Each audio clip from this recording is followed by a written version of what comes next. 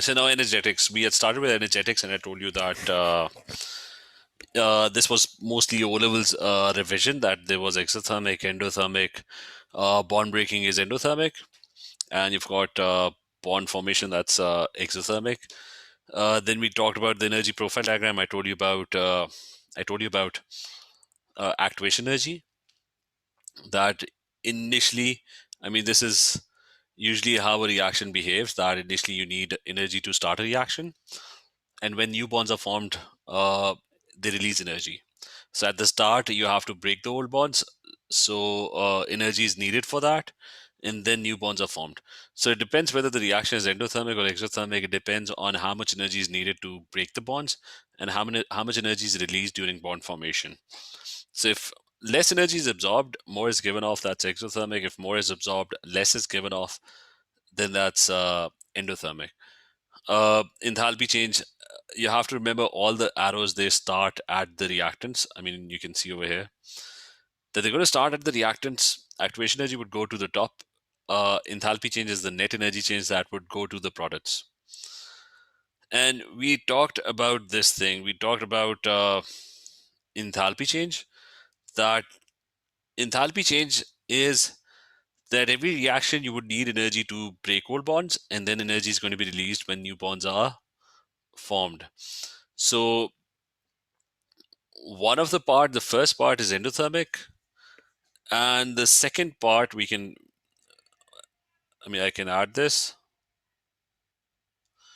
So the first part is endo, it has a positive value, and when new bonds are formed, that part is exo. So we talked about that, and uh, the last thing we were talking about was that if the activation energy or the this was the energy that is needed to start a reaction, or the energy that is needed to break the old bonds. If that is really high, then the reaction is it's really difficult to break old bonds, and uh, it's the reaction would be very slow. So you add a catalyst, and I told you how a catalyst kind of affects the activation energy. It the catalyst, the main role of the catalyst, it somehow makes it easier to break the old bonds, and we did discuss that. TK, we're going to talk about catalyst separately a lot later. TK, the different types of catalysts and how they work, we're going to talk about them in later chapters. And so right now we're going to stick to enthalpy change. So I'm going to do the first formula, and we'll start doing questions after that. So the formula is, and that's number one, formula number one. Uh, so the formula is that enthalpy change is the energy that's associated with bond breaking. You need to break the old bonds, and that's always positive. That's always endothermic. And it's the energy that's Abdullah, do you have a question? Yes, I wanted to ask one thing Yes. regarding the chapter. I think I did not write its notes, so is there a way that like you can send me the notes or something? Nee, for this I can send you the board link because Okay, board link, yeah. TK, just a second. I mean these notes would always be over here. TK, Mm-hmm. you can save the board link. It's everything would be written over here for unless I delete them. Just a second. Right. Let me share this with you.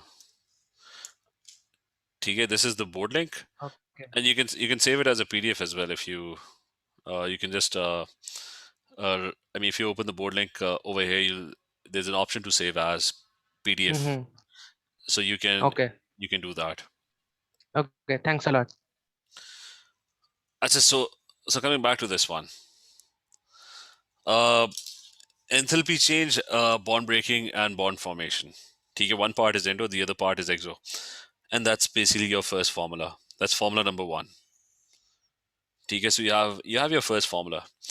Energy needed to break bonds, and when new bonds are formed, it's the energy that would be released during bond formation. That's exothermic, so it's going to have a negative sign. So if I have a reaction, ठीक है?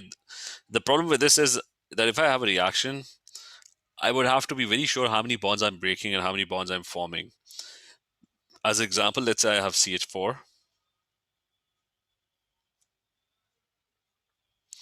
and that CH4 is reacting with two O2 molecules. Now, oxygen is double bonded to another oxygen, so there are two of them, and the product is carbon dioxide, only one molecule. So I need to know the structures. So that's carbon dioxide, and there are two water molecules that are produced. So that's O with H and two water molecules. Now, how do I figure out how many bonds I've broken? The easy way is you break all the reactant bonds. You break all of them. Once all of them are broken, you form all the bonds in the products. So that's your bond formation. Uh, so in this reaction, if you look at this reaction, what I'm going to do is I'm going to break all the bonds in the reactants. So how many bonds would I be breaking? I'll be breaking. So this is bond breaking that's happening. So I would have to get rid of the C and H bond. And how many of them? There's one over here, one over here. So in total there are four. So I would have to need to break four CH bonds. And then I have this O double bond O. Remember, double bond is considered to be one bond. I mean, although it's a double bond, but it's you're going to break it. You're going to break it completely. It's not that you can change it into a single bond. If you break a double bond, you break the entire double bond. So oxygen double bond oxygen, you would be breaking two of them. Okay, so remember this. This double bond is one thing. This double bond is another thing. So think of them not as two bonds, but as one entity. So I'll be breaking two of the oxygen-oxygen double bonds. And then I'll be forming bonds. How many bonds would I be forming? So in my product side, I'll be forming all these bonds. So this is bond formation that's happening.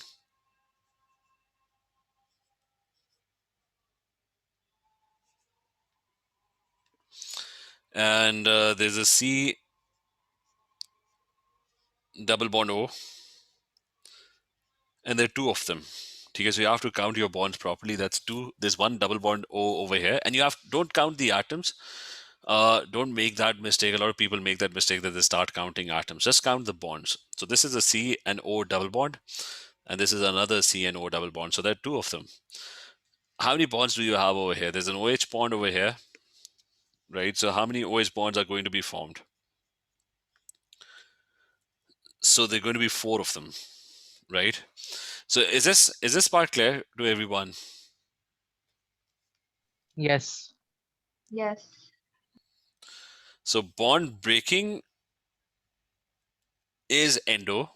So all of these values are going to be positive, and all of these values are going to be negative. They're going to be exothermic. So enthalpy change is going to be the sum of the two things. It's going to be the sum of bond breaking and bond formation.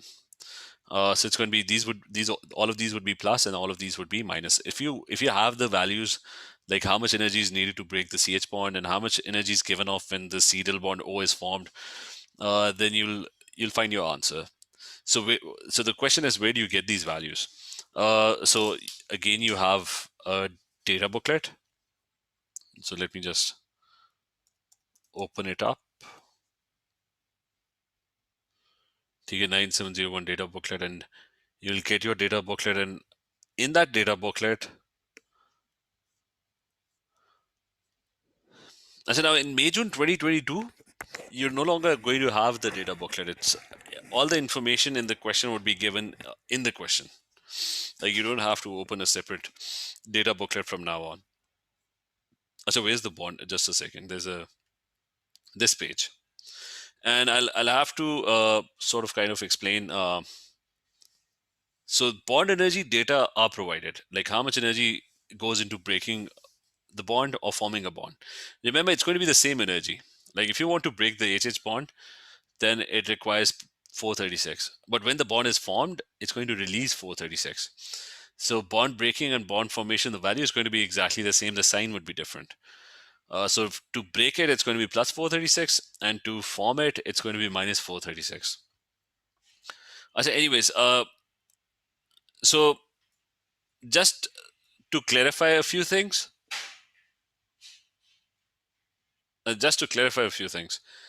there's a term that's being used over here, homonuclear, just so that you don't get confused when you look at it. Homonuclear means the same type of atom. So these are bonds between same type of atoms. There's an H and an H, a D and a D. Uh, D is deuterium, if you want to know. D is an isotope of hydrogen. I've never seen this value being used in any of the questions, so I don't know why it's there. So this is homonuclear, same type of atoms, bonds between same types of atoms. Heteronuclear is, again, it's a bond, but it's between different types of atoms. So don't get confused by these two terms. They basically mean nothing. You can just go and find the bond that you're looking for and fit the value.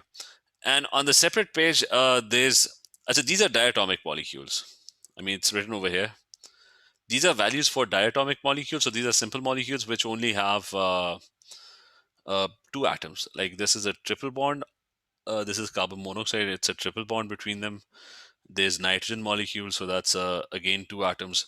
And then you've got molecules which are bigger in size. That these are polyatomic. Uh, in polyatomic, the problem is because the molecule is big, so you use average values. Because the thing is that so I'll just give a very brief explanation for this. That why you're using average values, because like if you have a big molecule like let's say butanoic acid. So let me just Google butanoic acid and see and show you the structure. So here's a butanoic acid molecule. Now I just want to show you that this is a polyatomic molecule. I mean, it's a molecule that is more complicated. It's not a diatomic. A diatomic molecule is kind of very simple. A polyatomic molecule is kind of more complicated because it's a huge atom, and so there are many things going on. Now, there's a carbon single bond carbon over here. There's a carbon single bond carbon over here, and there's a carbon single bond carbon over here as well. Now, all three of them are between the same atoms, but they're not the same type of atoms. Like this carbon is bonded to hydrogens, this carbon is bonded to oxygens. So the bonds are not exactly identical. I mean, this single bond, and this single bond are not going to be exactly the same. Do you get my point? Mayim, do you get this? Anna, Aisha? Yes, sir. Yes, sir. And the same goes for these C and H bonds. I mean, they're kind of identical. They're the same bonds, but this CH might be slightly different than this CH. Uh, because they're different. I mean, because the electrons being shared would be slightly different compared to this CH uh, because the molecule is more complicated. This carbon is doing a lot more things compared to this carbon atom. So in a big molecule, even if the atoms are the same, the bonds are not exactly identical. This carbon and this carbon would be making a single bond, but there's a lot happening over here because of this oxygen and this OH over here. So this bond will be affected by that. So which is why when you have a big complicated molecule, uh, then the values tend to change slightly. I mean, they're going to be still this carbon carbon bond, this carbon carbon bond, this carbon carbon bond. They would be kind of similar, but uh, the values might slightly change. So which is why you use average values. You don't use the values are not fixed. For them, the values are fixed. The previous ones, diatomic, the values are always fixed because there are no dynamics in play. If there's a Cl2 molecule, uh, all the Cl2 molecules in the entire universe are exactly identical. So there's nothing happening. So every time it's the exact same chlorine molecule, and every time the value is going to be exactly the same. Same with bromine, same with iodine. So this is for polyatomic molecules or molecules that contain more than two atoms. Uh, And again, you have homonuclear, which is the same type of atoms, and you could have different types of atoms that's heteronuclear. One thing you can see over here is that, for example, the value of carbon double bond O changes. Like in other molecules, 740, but in carbon dioxide, it's 805. So even though the bond is the same, but in a different molecule, it's slightly varying. It's slightly different. So you have your values over here, and you can what you need to do is simply locate the values and plug those values in. So that's what I'm going to do. For example, what value do I want? I want the CH bond energy value. So where did the data booklet go? So CH over here at the top, it's 410. That's the kilojoules per mole of energy that's needed to break this bond. So I'm going to write 410. So I'm going to write the expression now. So it's 410, and it's going to be 410 into 4. And that's, so this is 4, and it's plus 410 endothermic. And I'm breaking 4 of them. Then I have the oxygen-oxygen double bond. So that's, I'm breaking 2 of them. Uh, so where's the oxygen-oxygen double bond? It's probably in the diatomic molecule section. So where's the diatomic molecule? Oxygen-oxygen double bond. So it's over here. That's given as 496. So this one is plus 496. Again, it's endothermic. I'm breaking the bond, and I'm breaking 2 of them. So that's bond breaking happening, and all the other values are going to be negative. It's so I'm going to add up all the energies. These values are all going to be negative. So C double bond O into 2, and it's the C double bond O in carbon dioxide. So watch out for that, because there are, where did it go? So watch out for C double bond O. There's a C double bond O that's 740, but we're looking for C double bond O in CO2, and that value is 805. So it's going to be 805, and 805 times 2, and it's going to be negative. And the other one is OH. So what's OH? OH is somewhere, it's here. It's given as 460. So I'm forming 4 OH bonds. So it's 460 times 4, and this value would be also negative. So bond formation is exothermic, bond breaking is endothermic. So you'll find your enthalpy change values by this in this way. So you have all the values. This is the amount of energy that you required for breaking the bond, and this is the amount of energy that's released during bond formation.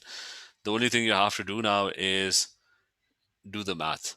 Now you have to be, and you got to be very, very careful when you're doing this math, because you're adding and subtracting. The number one mistake that everyone makes is on the calculator. You're adding and subtracting so many things that, try and use brackets. Like, you have to teach your calculator to do exactly what you want it to do. Calculators are kind of really dumb. So it's 4 and 10 times 4. So I'm going to put everything in brackets. I said then it's plus 496 into 2, because calculators get confused with multiplication and addition. So one second. So be very careful. And then it's um, then I'm adding negative values. So be careful with the sign. It's minus 805 into 2.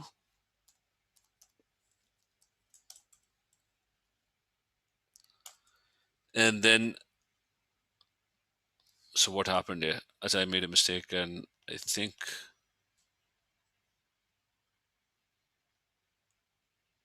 you can't correct this.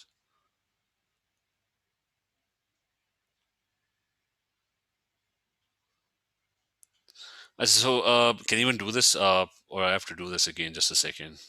Let me just be quick. It's 410 into 4. This calculator kind of needs still. It's written.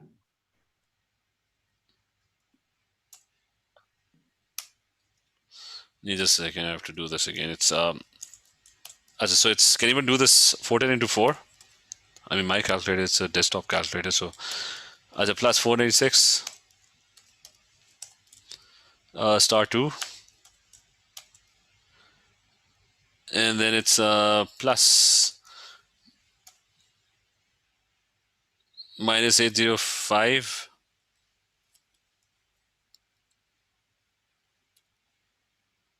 Star 2.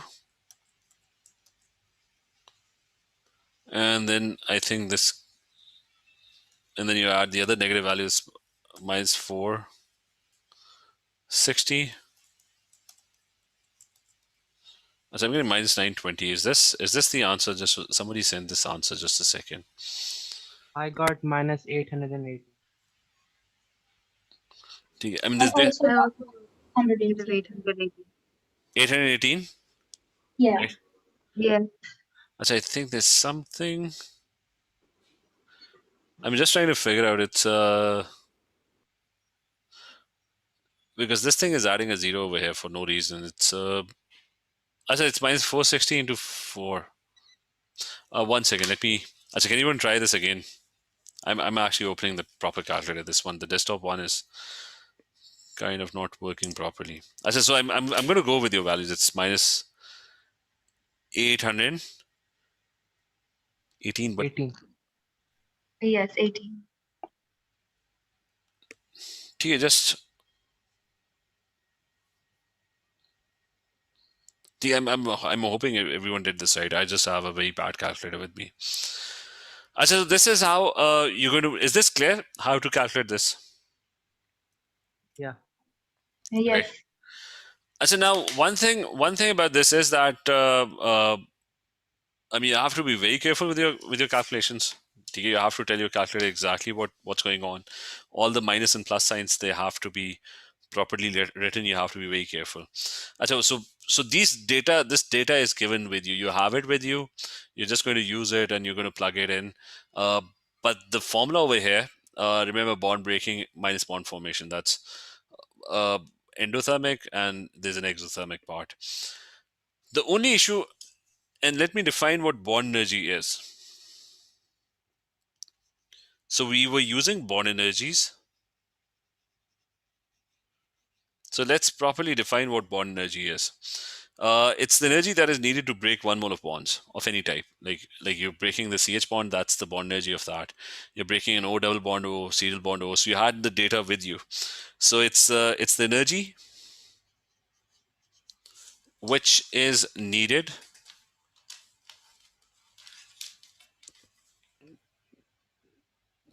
Just 1 second. As energy that is needed to break 1 mole of bonds of the same type.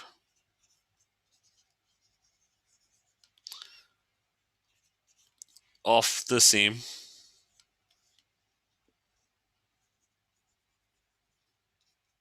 I mean, it's obviously not different. Like if you're breaking the O double bond O, it has to be 1 mole of O double bond O only of the same type in gaseous molecules.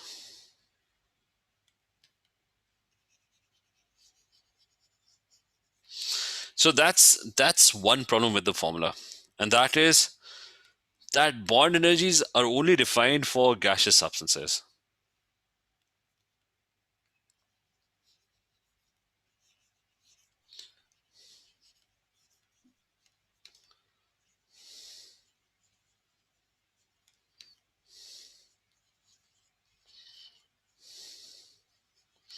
So they're only defined for gaseous substances.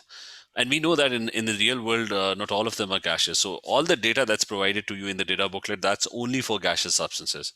So you can't use that data if the molecule is a liquid or if the molecule is a solid, because liquids and solids have, I mean, if you're trying to break bonds and form atoms, like in a water molecule that's liquid, then the problem is you're not just breaking the bond. I mean, you're spending energy breaking the OH bond, right? But if the molecule is liquid, you're also spending energy breaking the intermolecular forces because the particles are attracted to each other. So you have to get rid of the intermolecular forces as well. So the energy value is going to be different. In solids, again, like if you have an iodine molecule, iodine is a solid,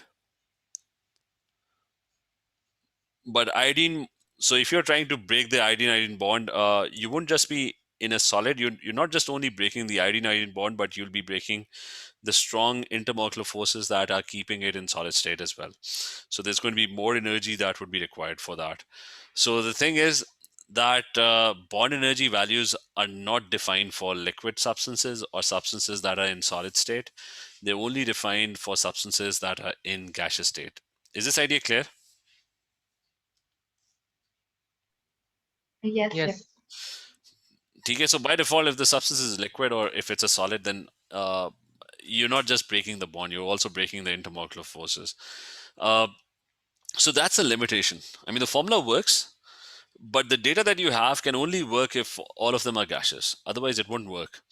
And you can't use your data booklet. You can't use these values.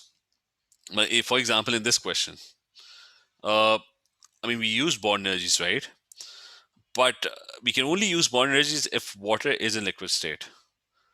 Sorry, in gaseous state. Otherwise, we wouldn't be able to actually use these values uh, or use the OH value, because that's only defined for substances that are already in gaseous state. So, so you have to be careful with this formula. One thing is that whenever you see a solid or a liquid in an equation, you can't use this formula.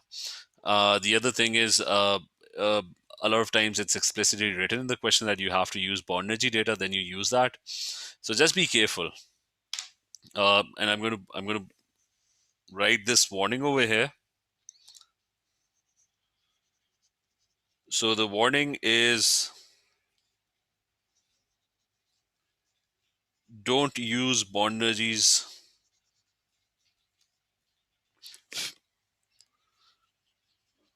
So don't use bond energy if equation contains solids and liquids. So it contains solid or liquid state. So similarly, let's try and find the enthalpy change of another reaction where all of them are gases. Let's do another example. Uh, I think everyone should try them, and you should be very good with structures as well. So it's N2 and H2 reacting together to form NH3, and it's two NH3s. So there's a triple bond in N that needs to be broken. So break all the bonds in the reactants and form all the bonds that are present in the products. So we'll be breaking the N triple bond N, we'll be breaking the H2 molecule bond as well, and there are three of them. And we'll be forming two NH3 molecules. Can anyone list how many bonds are broken and how many bonds are formed?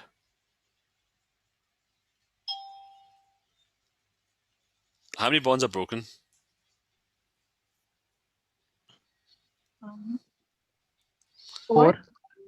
Okay, so there's obviously N triple bond N. So I'm just going to list, we can directly find the enthalpy change value for this reaction. So I'll be breaking the N triple bond N over here. So I'll just go and have a look. Where's N triple bond N? It's not here. So there's this N triple bond N. It's 944. So that's a pretty strong bond. Remember, why is nitrogen inert? Because you can look at the bond energy. Everything, I mean, nothing is in 500, but all of a sudden there's this N triple bond N, which is 944. So that's really strong. That's a really strong bond. So you're breaking one of them, right? So it's 944. That's plus, and you're breaking three of the HH bonds. So the HH bond was, I think, 410. Where's the HH bond? I think it's 436 over here. So that is 436, and there are three of them. So that's 436 times 3. How many NH bonds are formed? That's 3 over here and 3 on this side. So that's a total of 6. And they're going to be exothermic. That's being formed. So that's all going to be negative. So NH would be 6 of them. So what's the NH value? Let's find the NH. It's given over here. It's 390. So that's 390 into 6. Is this clear? Yes. So tell me what the answer is. Minus 88. Okay, so you're getting minus.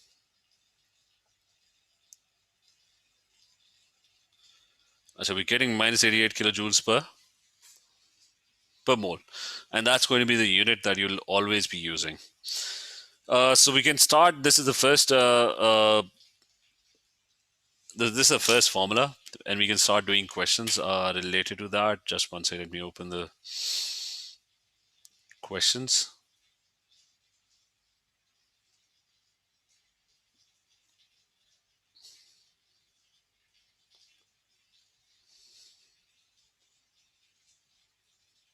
So the first one involves bond energy.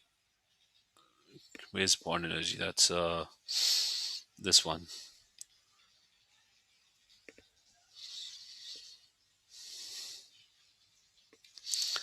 So now starting with, let's now start with these. So everyone try and tell me what the value is for this one. The energy values are already given to you. And what you have to do is you just have to find what the enthalpy change is.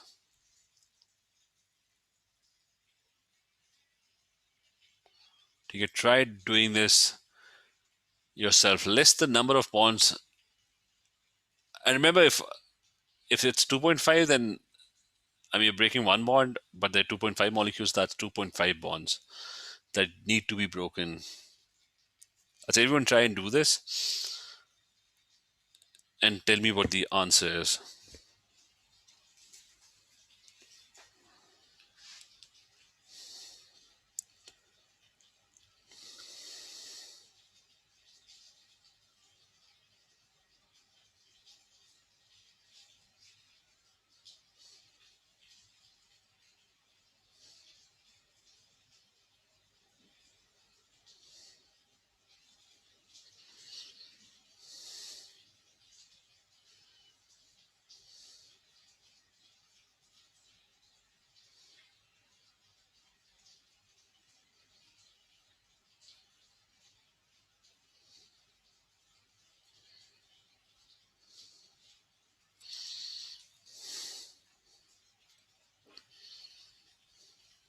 I got minus 60.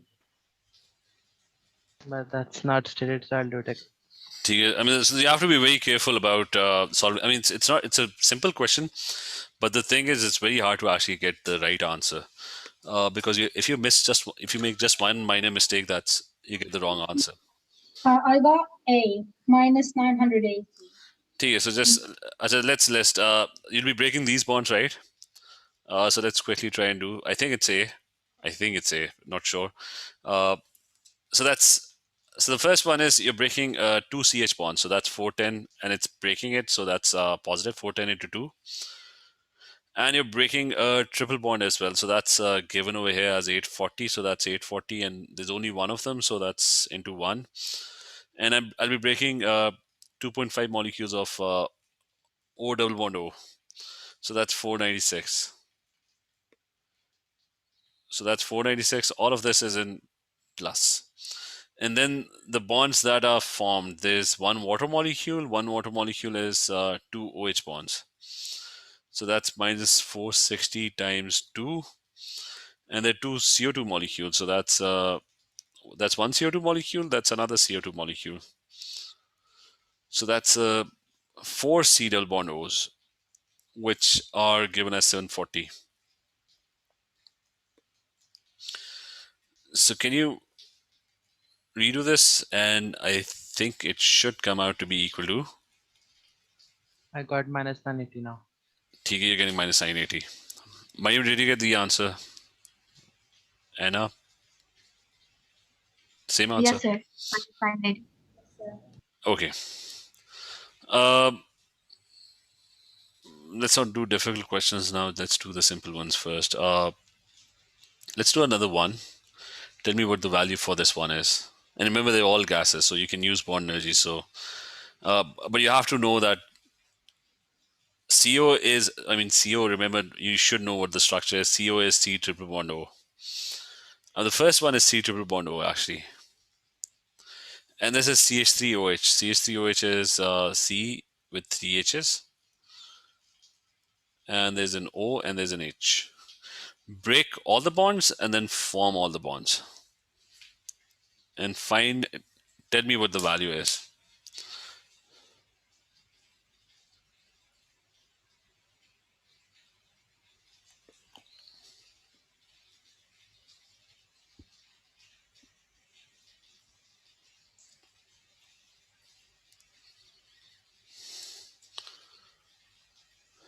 I'm getting B. B. B. So is anyone else getting B? Yes, I also got B. Okay, just to confirm, it's plus 1077. That's the CO bond breaking. 2H2. That's 436 times 2, and then you're forming 3 CH bonds. So that's 410 into 3. Then you're forming a CO bond as well. So that's minus 360. And then forming an OH bond as well. So that's minus 460. Right? Same expression, right? That's giving you minus 101. Yes, exact same expression. Okay. So let's continue next time. I'm going to send this worksheet on the classroom in a while. Try and go through this. We just did the simple questions now. I mean, most of the questions are kind of simple. There's no rocket science. Just be very careful with the calculations. Just be very careful with the counting of the bonds. The thing is very simple, but a lot of people make a lot of mistakes in these questions. So let's continue next time then. Okay, everyone. Thank you. I love you. Take care. Allah Hafiz. Thank you.